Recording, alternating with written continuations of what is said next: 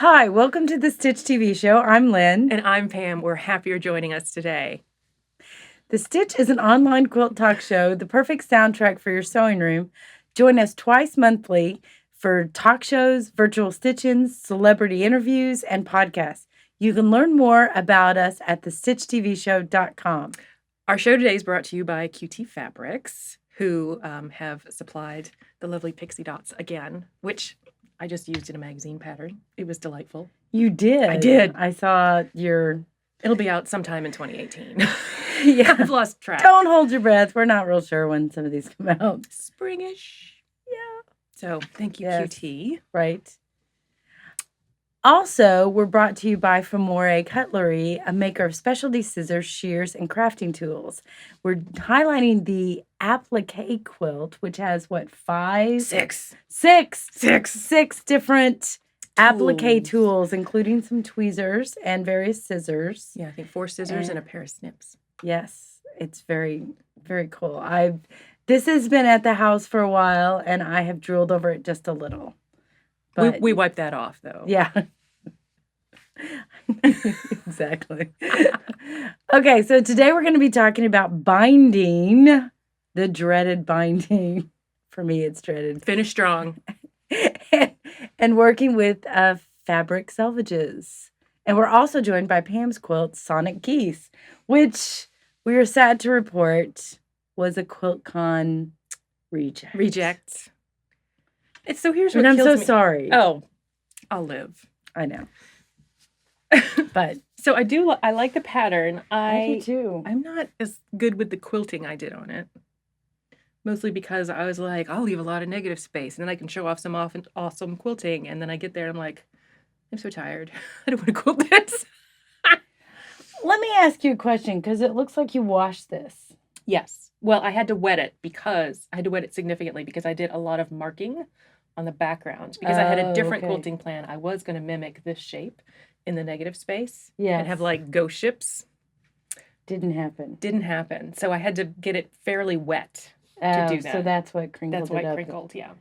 So I like your choices. I love some of the fabric you chose. I like the chickens. Yes. It's I do got like the chickens. Chickens. It's got chickens. I would do the chicken noise, but it might blow out the sound. I've personally been a QuiltCon reject too, just not this year. Not this year. Yes, because I will reject you. Oh, thanks. I rejected myself because, honest to God, I forgot that stupid Ted line. I was like, then somebody texted. That was me. Yeah, did you enter anything in QuiltCon? I was like, oh, crap. That was me. Did you enter that thing we talked about entering? Yeah, nope. That's cool. I don't think it would have gotten in anyway. I don't think it was modern. I don't think so either. I haven't figured out. We pre-rejected ourselves. You're welcome, QuiltCon. We saved you some work, and we kept our $15. Exactly. I don't think I have figured out, like, what to send in that they accept. So yeah. Well, so mine in particular was for the Michael Miller challenge. Right. So it wasn't for general entry. Because you can't say, please consider it for one of these 3 areas. Because it could have gone in Flying Geese. It could have gone in Michael Miller challenge. It could have gone in general entry. And I was like, I got to pick. So I saw some of the other entries for that particular challenge. And I was like, they got rejected too. I didn't feel bad anyway. I didn't take it personally. No, I don't think you can take the QuiltCon reject or any show reject. Yeah. Personally, I think you just got to go that day, that moment. The person looking at the quilt who compared it to other quilts said, this one doesn't make it in. And you know what? The next show it may. So I just think you've got to keep sending them in and keep on keeping on. Yeah, and keep making. But do you make quilts to go in a show? Usually not. See, I do. This one was specifically for the challenge. And also because I thought, okay, I want to try this pattern. Right. 2 birds, 1 stone, or 2 weird flying geese in 1 stone.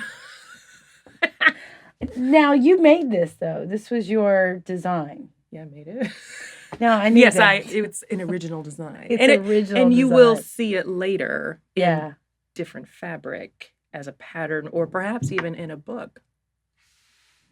Because we're working on one, but don't tell anybody. It's a secret. It's a secret. Like what Victoria Finley Wolf plays in her workroom that's a secret, but now on our YouTube channel. Exactly. Um, yeah, I think I make quilts for shows because I think I want to get in this show, so I'm going to try to make a quilt that they'll accept. But part of me is that's that challenge for me. I kind of like that whole, I want to make a quilt because I have pure and good intentions and not to try and make some other person happy. There's a competitive streak in me that goes, no, I want a ribbon and I want to get in the show. Oh, see, my competitiveness goes to a different place of like, I'm so good, I don't even need to enter. That's true. You are. I win it being me. You do win it being you. And you're the best you ever. I am. I tell my children frequently, like, hey, you got to be yourself because everyone else is taken. Exactly. I tried being other people. It did not go well. It didn't. All. No. See also middle school, high school, my 20s, my 30s. I met Pam in her 40s. So we're just going to late say, 30s. Yes. Like at 35, I kind of figured out like, yeah, you should just be yourself. Yeah. And that, so. I don't have time for this other stuff. This ties back to like me having to go into an office 3 days a week now for my day job. Oh, right. I tell them, I'm like, look, guys, I worked from home by myself for 8 years with just like cats and maybe a dog. And a whole lot of weird started oozing out. And you put me back in the office, I can't cram all that back in the box. No, it's like the weird is out there. It's out there. And so people come in and I am at a standing desk and I have earbuds in. And if I have to write something, I need music. I need upbeat tempo. And I've talked about that in a blog post for quilting, too. Yeah, you did. So I am desk dancing while I type. And they're like, what is happening? And I'm like at the window. So I'm like cast in this wonderful backlight. It's all going good. And that's how I write creative That's your jam. Yeah. I'm like, you guys want more blog posts about kittens and internet security? This is how the magic happens. Exactly. You don't always want to see the sausage being made, but sometimes it's still delicious. I'm so proud of you for a Hamilton reference. That's not a Hamilton reference. Yes, it's a line from the song Hamilton, How the Sausage is Made. But that has been a saying for a long time. I know, but it's a Hamilton reference. Just go not with for me. No, it's totally a Hamilton reference. Oh, speaking of singing, one last non sequitur. So my daughter, because we have so few of those. I know. Okay, but it'll come back around to quilting. Trust me. So it always maybe does. not with this story, but maybe the next one. It always does. So my daughter wanted to watch a movie last night. Yes. Cool. So we were picking one, and I said, "Do you want a holiday one or a regular one?" And I don't know. That's why I asked you, Mom, so you could help me pick. So we settled on the movie Sing, which I have seen. Cute. It's cute, and I do love it because there's a lot of singing in it, which is usually not my thing. And I was so glad we had lights turned off because I'm like, they're just living their dreams. And there's like tears streaming down my face at the end. I'm like, the little pig just did what she wanted to do. So yeah, I cried at the movie Sing. It's a great song. I mean, that's a great movie. Yes. I enjoyed it. I don't like the Taylor Swift remix that she did though.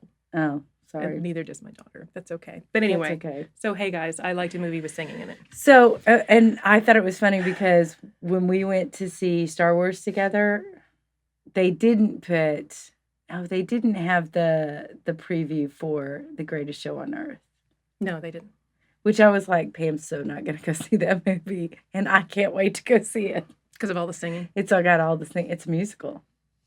Yeah. It's a circus. Why does it have to be a circus and a musical? It's a musical. It's got Hugh Jackman. Jackman. And Zac Efron. That's how she says it. None of that makes it right. Anyway, all right. So we were talking about QuiltCon rejects. I think that it's okay if you got rejected. We're all in it together. We still love you. Post your QuiltCon rejects. It's a great quilt show for everybody. Does hashtag QuiltCon reject. I mean, that's awesome. Mm-hmm. So you get to see cool quilts. So what else are we talking about today, Pam? Binding. If people who know me know that binding is my least favorite part of the quilting process. And I will say, so the episode topics that we've got on the next, 4 to 5 episodes are all suggestions from people because as we've done contests for giveaways, it was like, leave us a suggestion for a future topic. Because sometimes we're like, oh my gosh, we've talked about all the quilting things. And then someone says something and we're like, we didn't talk about that yet. That's a good idea. So we have talked about non-traditional binding before. Yes. Like prairie points and flanges and stuff. But this is like good old-fashioned binding.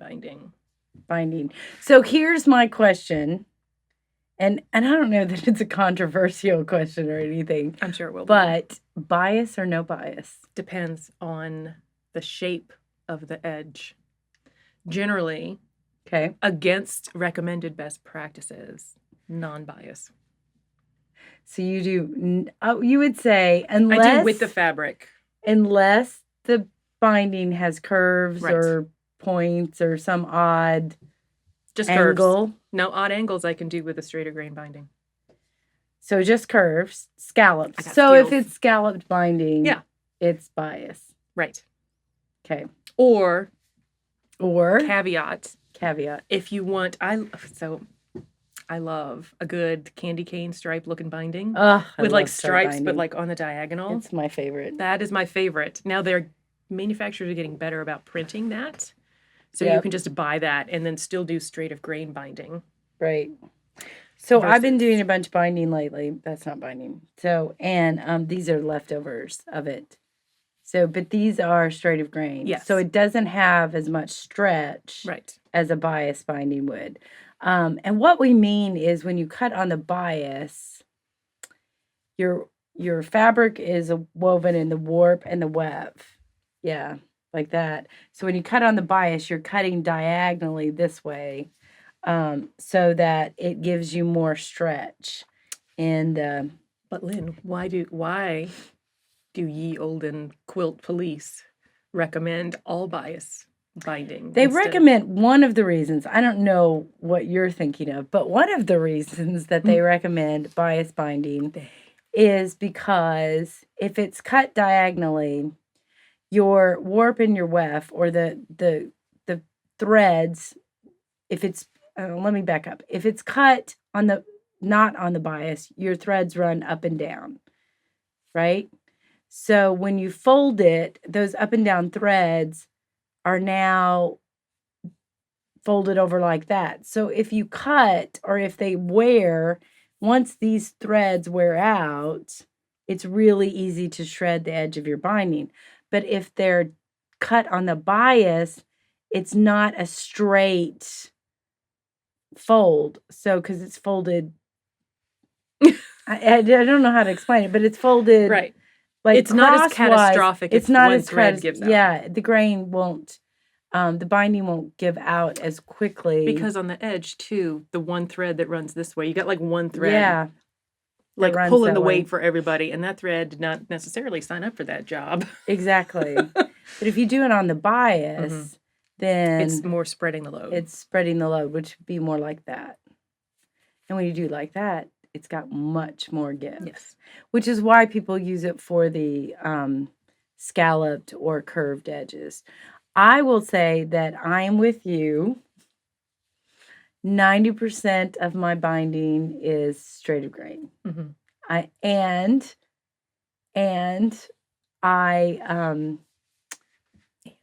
I hate cutting bias binding. Oh, because I know. So many seams. Well, one, there's a lot of seams, and two, it looks to me like I'm wasting fabric, and I'm not, and I know I'm not. It's the same amount of fabric, but when I cut, it just changes that nice little square or yardage of fabric, and you're cutting these big, long diagonal cuts, and it just looks like I have butchered my fabric. And for me, I just can't. I have a hard time getting over that. So when you say bias, you mean 45-degree angle from straight of grain, correct? Have you ever gone rogue and just done like a 30-degree? Honestly, I have. Have you really? Oh yeah. And it's been fine. Still has stretch. Nobody cares. To be perfectly honest with you, 44. I don't even measure. Yeah. I'm like, this looks like whack it. I don't. Have you? Okay, so for bias binding, there's a trick for a fat quarter. Have you seen this? No. Which I think we talked about in the Modern Guild. But so you get a fat quarter. Right. And you cut it on the diagonal. Here's when a prepared visual would have been handy, but I didn't think this far ahead. Sorry, guys. I will put a link to it in the show notes because I know where to find it. There you go. So you cut it on the diagonal. So now you got two triangle pieces. And then you sew the straight edges together. So now you end up with like a parallelogram. Okay. And then you mark your preferred binding width. So I cut my binding 2 1/8 inches wide. 2 1/4. 2 1/4. Yeah. Some people do 2, some people do 2 1/2, some do 1 7/8. Like you do you guys. Yeah, but average, you see people do anywhere from 2 to 2 1/2. Yeah, is average. Yeah. So I would then you can use a pencil, whatever marks well on fabric, because this is on the very edge and it's not going to show. Okay. So anything that's not fugitive to your fabric, putting it on the run from the one-armed man. So mark that width all along on that diagonal. And then, here's where it gets wacky. You do right sides together and line up your marked edges. I know, you need a visual for this. I need a visual. Again, you're going to I'm going to watch it, too, when you post it. Oh, and because people have asked, like, where are the show notes? So look, in the video, in the upper left corner. Yeah. That's at the left? I don't know. No, it'd be... Yeah, left, right. Guys, I don't know. I was in high school flag corps. I don't know my right from my left. So there's a little eye that pops up in an upper corner of the video with a link to the card of like, here's where to find the show notes. I will also try to get better about putting it in the episode description on YouTube, but that's where to find it. So you line up your marked edges one off. So you have like that 2 1/8 inch hanging off. And then you go in with scissors like a fool instead of a rotary cutter and you cut on that line. Like you stitch that together and you cut on that line and it kind of unravels this one big long bias thing. It's kind of magic. I need to see this because it sounds kind of magic. And if I did that with an entire fat quarter, I wouldn't feel bad about cutting it that way. I know. That's the amazing thing. Now you have to trim your selvage off from your fat quarter because you don't want that in there. Yeah. We'll talk about selvages in a minute. Cool. I didn't know that one. That one is cool. I thought we talked about that. Well, I think... Going back to, I think my favorite book on binding. Here it comes. Get ready. And honestly, I'm sorry. I can't see this without laughing. I know. I think this is the worst name for a book. I think it's the best. Happy Endings. Happy Endings. Just sit with that for a minute. Yeah, let it sink in. Happy Endings. Although, I will tell you, this is one of the best books out there on how to create binding and how to do it well. It's Mimi Dietrich's book, but stop flailing it around. It just, I have to admit, it does crack me up. So anyway, best name. See, I think it's an unfortunate name for a book just because of the other meanings it can have. Well, what's brilliant is I don't know that most of the quilters are going to know the other meanings to the. Just saying. Here's an opportunity for some Googling with safe search on. Don't Google that. Be careful how you Google that. I'm just saying, looking for that book maybe have surprises. Yes. Okay. It just cracks me up. So, hand stitch down binding, machine binding. Okay, depends on what I'm doing. If it's a quilt that I'm giving away to charity or to a young person, it's total machine because I don't got time for that. If it's going in a show... Babies don't care. Right. If it's going in a show, I totally machine apply to the front, hand turn to the back, and stitch down. When you stitch down, are you using a whip stitch or a ladder stitch or what kind of stitch? I am using a whip stitch. So you see the threads? No, because I hide them well. It's a ladder stitch. It's a ladder stitch. I should know this. I probably use a ladder stitch. Yeah. I use a ladder stitch. You were like, I don't know. No, I use a ladder stitch too. I never knew that's what it was until someone's like, oh my gosh, guys, I just discovered a ladder stitch. And I'm like, we've been doing that since I was 10. I don't know that I ever really whip stitch anything. I would need to look at my stitches to see if I do a whip stitch or a ladder stitch. I need to understand what the difference. I'm surprised I don't know what the difference is. I knew something Lynn doesn't. Yeah. All right. So do you have, like, here's what, because I hate binding. I'm not, it is not my favorite part of the quilting process.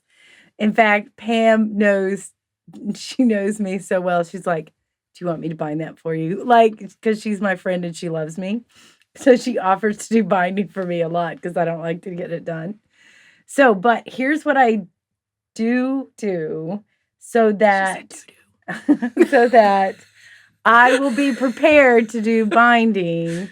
And when I get done with the quilt top, like, I'm like, because I know I hate binding, I cut the binding right then. Yes. When I'm done with the quilt top. Yes. And I have a box. And this is my box. And it says, cut binding for quilts to be quilted. So this is probably more information than you need. But so, like, I know that when I do this quilt and I mark what quilts. Orange. This one says orange. No, it says it's the double indigo orange. So this is the double wedding ring quilt that I did that's got indigo and orange in it. And this is the binding for it. This is the baby quilt that I'm making for my aunt. That is a long story. I thought there were 4. There are. This is one of them. And so this is the binding for that. So I cut it and I iron and I piece it together and I iron it. And then you can see I wrap it with paper and I say exactly what it's for. This is binding for a quilt for my aunt that she doesn't know about. So don't tell her, but she doesn't have YouTube, so we're good. This is another baby girl. Now, what this does, though, is this tells you how many quilts I've got backed up.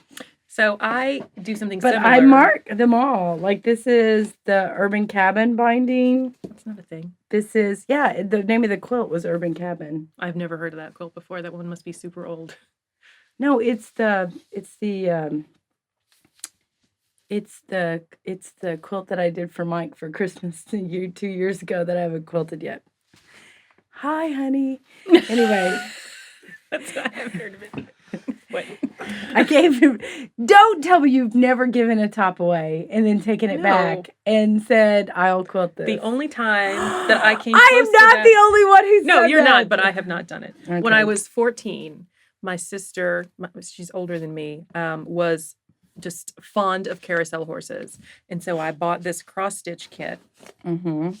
For 2 carousel horse door hangers and like super intense cross stitch. And I was, freshman in high school and I had started it, but I hadn't finished it. So I, at one point, it's a good ending to the story too. I knew I was like, oh, I'm not going to finish these. So I like took the picture from the front of the kit and like put it in a box and wrapped it and gave it to her like, I owe you this. And she's like, thanks, because you're 14 and 17. What are you going to do? And then I sat on that for 22 years. I can't believe you had an unfinished project for 22 years. Cross-stitch. It followed me. Down. This is shocking. But I finished it. So it followed me to college. Oh my gosh. To my first apartment, to my first house, through my marriage. Like I have carried this unfinished cross-stitch project with me for years. And I think probably it was 22 years, so 14, 36. So I was 36. That's when you decided to be your own lady. When I finished it. Yeah. When I was like, I really need to get myself together in this life. Finished it. Finished one of them. So you still have the Wrapped other one? It up. Gave it to her for Christmas. It was like, sorry, it's 22 years late. And she looked at like, I don't even know what this is. She did not remember it at all. That's bad. So she didn't remember there was a second one. So the second one got ditched. Just saying. And now she knows. So my UFO was old enough to drive, to drink, to join the army, and to have several bad breakups and listen to a lot of Alanis Morissette. Because that's what we did in the 90s. Listen to Alanis Morissette. Anyway, that does not relate at all to binding. But this is my tip. I think you should, as soon as you're done with the top, cut your binding. Get it ready. Get it ready. And I'm talking sew it together, fold it, iron it, wrap it up. Ready to apply. Ready to apply. So that when you're done quilting, you've got it. Yeah. And I do something similar, but my bin is not nearly that full. I have like 2 bindings in it. Yeah, I have several. And honestly, I started this, I don't know how long ago, but it was longer than I want to admit. And there are some quilts in my stack that don't have binding cut because I didn't know that I should do this. Yes, shocking. There's a few in my stack. But some I've lost interest in. I'm like, I don't want to quilt it. And some, Pam gives me a spreadsheet, aren't on the spreadsheet. So I'm going to put one on there. Okay. Get this one done. Oh, can I tell you which one that needs to be on there? I did a Christmas top for a bed for my guest bedroom, and I've never quilted. I'm like, I should quilt this thing. Is it the 2 Jelly Roll Race ones that you were going to do the lyrics on, or the? Oh yeah, those are good. No, I haven't done those, but no, this is for the queen bed in the guest bedroom. Okay. Yeah, I haven't done it yet. So, okay. But that's my tip. I don't use bias binding except for on curves because I think it's weird. But I want to see the back quarter deal. Yes. Because I'm assuming you could do that with a half yard too. Oh yeah. Just a piece of fabric. Pretty much. Awesome. Okay, so. Yes. When you machine bind, do you apply it on the front and turn to the back, or do you apply it on the back and turn to the front? I apply it because Pam taught me. I apply it on the back and turn to the front if I machine bind. Yeah, so that's what I do. And my thinking is I've seen many tutorials about apply it to the front, turn to the back, and then stitch it down from the front, like right in this ditch, which is cool, but then I can't see the back. I don't know that I'm getting the... But I will say, so several handy tips here. If for even hand sewing, machine sewing. So once you apply your binding, if you just touch it with an iron, just to like get a good edge, essentially like pressing the seam open or to one side, get a good, nice, clean edge. So hit that with an iron, just all the way around. Now, what the other thing I've seen, Elmer's school glue.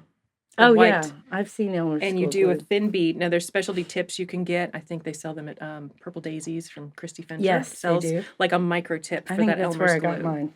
So you run a bead like just on the edge of your fabric here and fold it down and then hit that with an iron. And then and that will set it. Yep. So I would feel better about coming at it from this side if I knew that you had glued and that it was glued down, over the seam line. And let me just say, this is a pot holder, so it's got, that's why it's crinkly.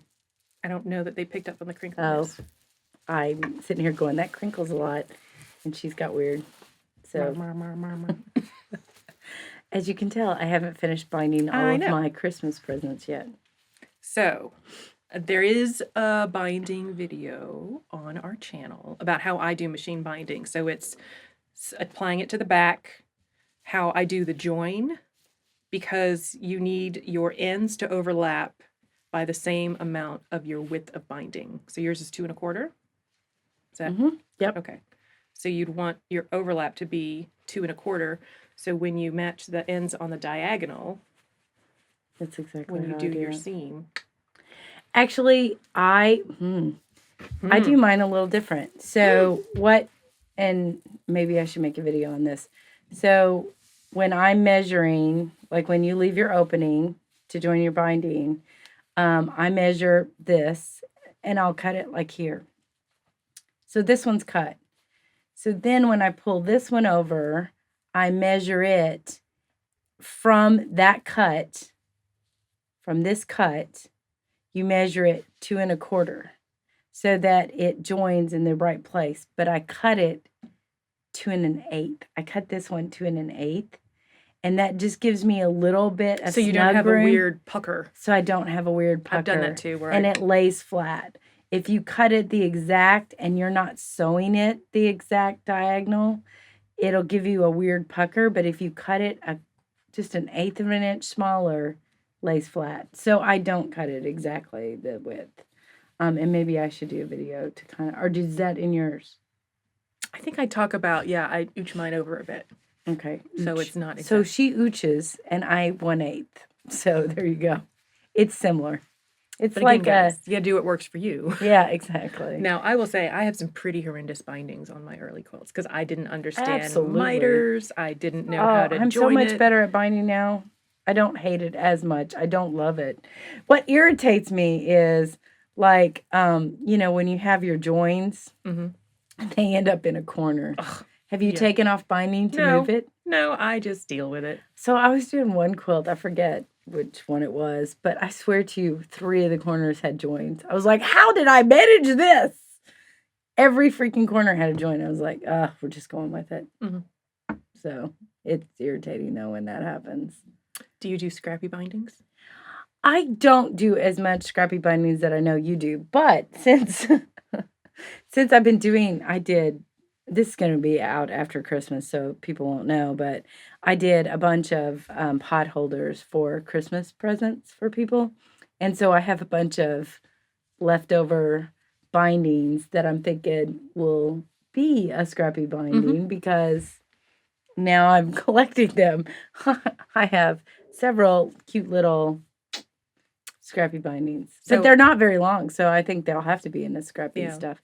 But I don't make as many scrappy quilts as you do, so maybe I'll just donate them to you. You'll have to get used to 2 1/4, though. Sorry. Gross. Well, then they won't mingle with... So we talked about scrap saver system. Yeah. Last episode. And one of the scrap sizes that I cut, if it's like a weird length, if it's not a full width of fabric, and I could make the equivalent of a jelly roll strip, then I trim it down to 2 1/8, then it goes in like the scrappy binding bin. Yeah. So these would be... But I will say, now that bin's full. And I'm like, oh no, I got to use all these up.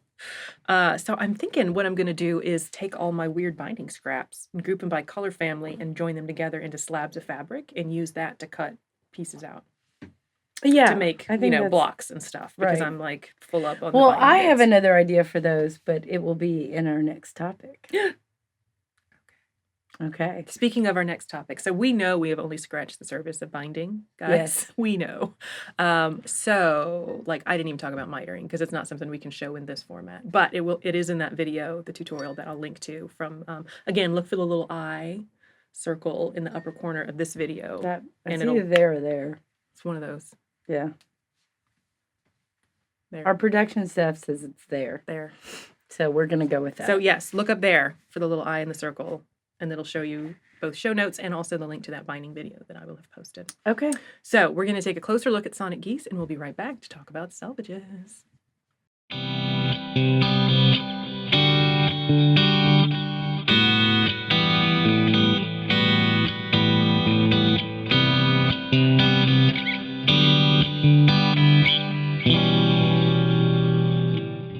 Welcome back. Okay, so now we're going to talk about working with fabric selvages. What's a fabric selvage, Lynn? Well, when you buy fabric, there is... When a mommy fabric and a daddy fabric come together. That was that Happy Endings book earlier. Yeah, this is the happy ending of the fabric. So what they do is they print on the edge of the fabric all the colors that were used in that fabric. Yes. And also they will print like who made the fabric and as well as like the name of the fabric line a lot of times. Designer line, year, stuff like that, that kind of thing. So a lot of people trim that off and use this to make different projects, aka quilts and other things. Yes. So I am not. That's what a fabrics. I know. Did someone suggest this? Yes. Topic? And I thought I have no examples of this.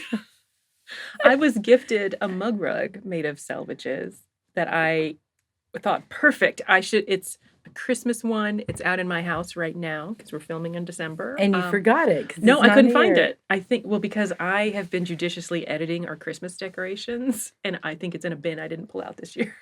Oh. So I think one of the reasons that fabric selvages are attractive to people is because designers have sharpened up. I mean, oh yeah, in that the selvage is as much collectible in some of the fabric lines as the fabric itself. And what I mean by that, I know that people collect cotton and steel fabric, and they put a lot of times, it used to just be a dot. Like they'll put little birds or it'll have butterflies. I think Kate Spain uses butterflies a lot. Yeah. I don't have, like here's a Riley Blake one with little flowers kind of thing. So they've become, and then also the name of it has become important because you'll see. No. But when people make selvage items, quilts, whatever, they'll look for names of fabric that have funny saying or that, like. I am super looking forward to the Selvage for an upcoming ink and arrow line called In Deep Ship. There you go. See, and it'll say In Deep Ship. So this is like a Star Wars fabric. So it's got The Last Jedi. You know, so people who are into Star Wars, you would have the Selvage that says The Last Jedi kind of thing. I don't know. I have to admit, I have Selvages because I cut them off of my fabrics when I make stuff with them. So it's because I don't do selvage projects. I just cut mine off right up to the edge. Yeah. So I have more usable fabric, an extra inch even. But that's, if you want to use your selvage, that's a mistake people make. So you want to trim a wider, if you want to use your selvage at some point, you want to trim them wider so that you have this a seam allowance. Yes. Yeah. Now, so the reason I do that, because I learned from Grandma Eddie. Yeah. And Grandma Eddie grew up in the Depression. And so she's like, well, when she sews, she cuts the selvage off. And then she used that to tie up the rubbish from the trash can and chuck it down the garbage chute. I use these for ties a lot, I have to admit. But like this one's, I like this fabric. It's called Wordsmith. Mm-hmm. So that would be, I would hunt, if I were doing this, a lot of people hunt for that name of the fabric because that's the text that they're going to use to create different designs. You know, they're looking for that aspect of it and the unique little color shapes. Yeah. Like you'll see some with birds and. So what have you seen made out of these selvage pieces? A lot of string quilts. Yes. Is probably quilt-wise, and like the spiderweb blocks, a lot of those, which is essentially a string piecing. And I was thinking, I know we just talked about binding, that your leftover binding would be good to marry with your selvages for string piecing quilts. Mm-hmm. So I thought that that's not a bad idea. The one of the most unique things that I've seen made out of selvages was a friend of mine got as gifted to them a pair of, I think it was Tom's or Keds. Oh, like canvas shoes. Canvas shoes. And they had glued the selvages to this canvas shoes. So it looked like a selvage shoes. And they were super cute. And if you're a quilter, I could see where that would be way cool. I don't even know.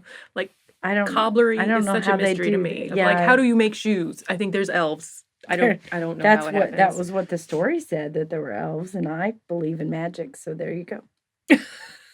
So they're elves. So one thing to consider. And they make cookies too. Just saying. Lots of times with selvage. So the texture of the selvage is different from the rest of the fabric because it is a tighter weave that they do on the edge of the fabric, which is what keeps it from fraying when it's on the bolt. So because it's a tighter weave, there's a difference in weight. So there will also be a difference in how it behaves after it's washed. And there's two different selvages. There's the selvage on the side without the printing. Mm-hmm. Those I use as ties. Because that's really not what people are collecting. And then there's the selvage with the printing, and then that's what I try to keep. Mm-hmm. So this is the last.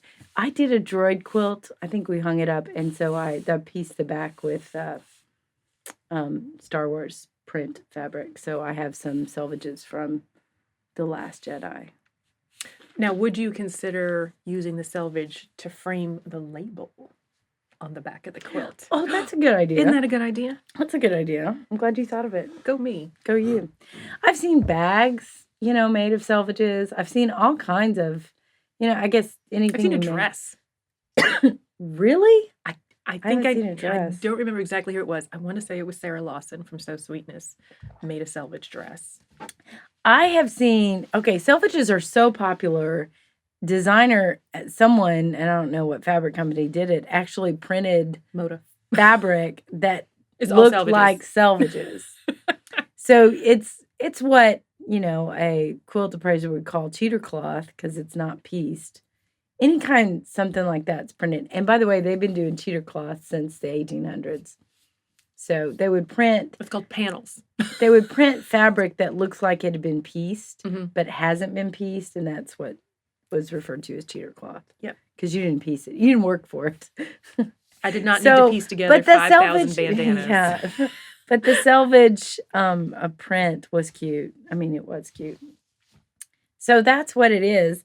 I can't. I've collected it for a while, but not done anything. But I've not done jack with it. But I do have some Star Wars ones now. But again, you could just make a label. So I did make a label. Did I make a label for that quilt? Well, the benefit of using this for the label is this edge is already finished, so you don't have to worry about like turning anything under. Yeah, and that's you true. Just stitch it down. That's true. The thing is, though, and we've talked about this, my labels are already pre-printed, so I usually just go cut one of those off. Do you remember the maximum number of 18 screens? 18. 18 screens. The most you'll ever have on one selvage is 18 dots or colors. I thought it was 14. Nope, it's 18. This is the example of it. 18. Wow, look at that. And that was taco fabric or hamburger fabric? It was because my husband, I did a snack quilt. It was all snacks. Crumb catcher. Because Mike likes snacks.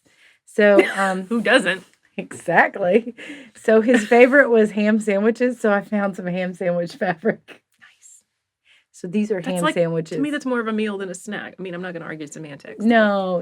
I guess if you eat a ham sandwich at like 3. Actually, all meals, it's a snack. I haven't quilted that quilt yet. All of the, when I get it quilted, we'll hang it behind us. All of the. Look for that in 2023. No, I asked him. It's funny. I asked him the other night. I'm like, what batting do you want me to put in that? Because he was like, it got cold here in Atlanta, and we had some snow, some significant snow. So we still got on out. My back deck. Yeah, we've still got it here. Yeah.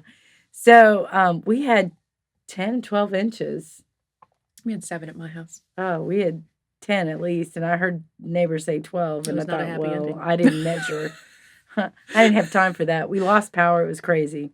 So, but I asked Mike, I'm like, I need to quilt that quilt for you. And we got out the quilts, have Minky on the back. Do you want me to put Minky on the back of that quilt? And he's like, I don't know. Because he only uses Minky, cold season in Atlanta, which is very limited. So I don't know. And then I asked him what kind of batting he wants, if he wants wool or cotton. So I can't quilt it till he gives me that information. Okay, so I know he's like sat in every stinking one of these shows that we've recorded. Yes. Putting you on the spot. Do you know the difference between what wool feels like and cotton feels like? Yes, cotton is heavier. There you go. Cotton is heavier. Yes. Yes. Hooray. He passed. Good job. Good job. So, yeah, poor Mike. He sits through all these. So I haven't done anything with the Selvages. I collect them. I think they'd be good pot holders. I just made a bunch of pot holders with no Selvages. You should have come to me sooner. An idea machine.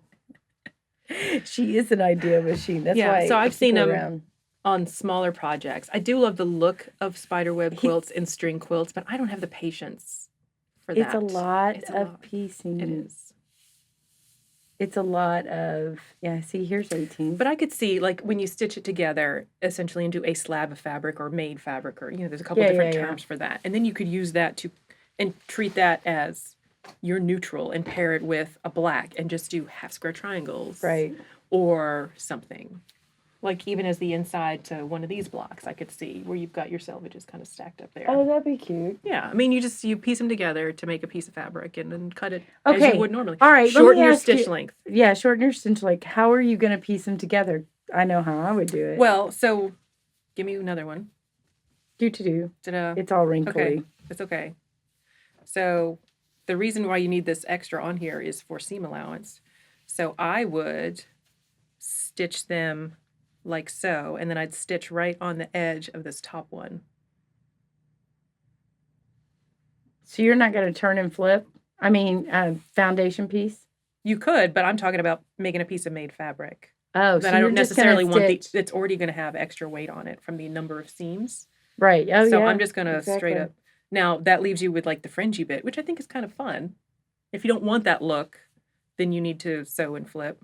And because I've also seen it where you do them right sides together and then flip up. I mean, I just did that incorrectly. I'm going to do it that way. Oh, no, yeah. So it looks like that. And then you lay your other piece on top here and flip. So flip. So you wouldn't foundation piece it? No, mostly because I'm trying to avoid that extra weight if it's going in a quilt.